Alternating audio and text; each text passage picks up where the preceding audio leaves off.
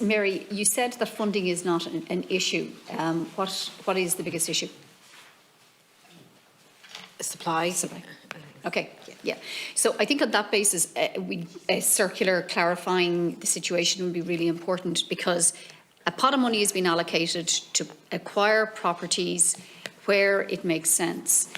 We could be waiting for 1 and 4 bedroom properties to come up, and at the same time forcing or allowing families go into homeless emergency accommodation when they're in properties that meet their needs, that will prevent them from going into homelessness. And I think we have to be very clear that there is no confusion at the local authority level on that issue, because it's just too important. It makes absolutely no sense to be on the one hand adding housing stock and on the other hand pushing people or allowing people to drift into homelessness.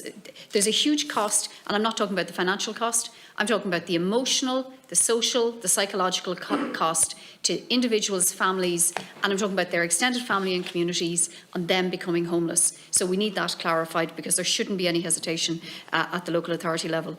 In terms of the young people leaving care and going into homelessness, can you tell us what is being done to prevent that? Because young people are in care for a reason, because they need care.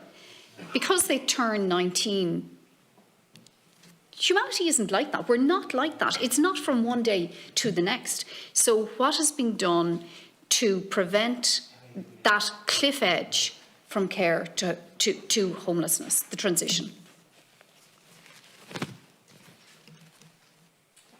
Caroline, yep. Yes, thank you.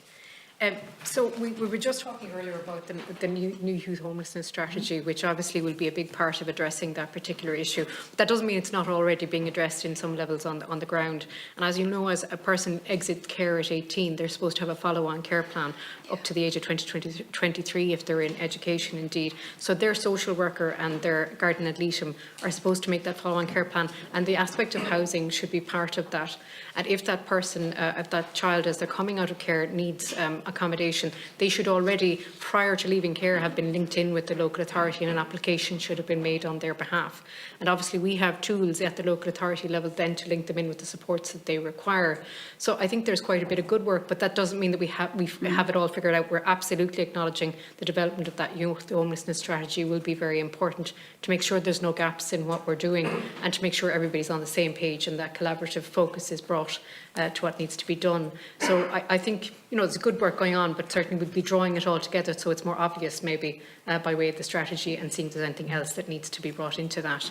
I'll maybe hand over to Mary if there's anything that you wanted to add on that, Mary. No, just, I mean, it came up very, at the National Homeless Action Committee yesterday, came up, and there were some really good points made in relation to how particularly in relation to how the CAS Care Labour scheme can be built on and brought in, you know, because that actually, those steering committees function very well. Certainly in Dublin, they function very well, and they bring together all the key players, and there is at least that planning element that going in. So I guess some of the suggestions that came up yesterday were excellent in terms of some of the input from the voluntary agencies in relation to how that can be built upon in the youth homelessness strategy. Gormagat.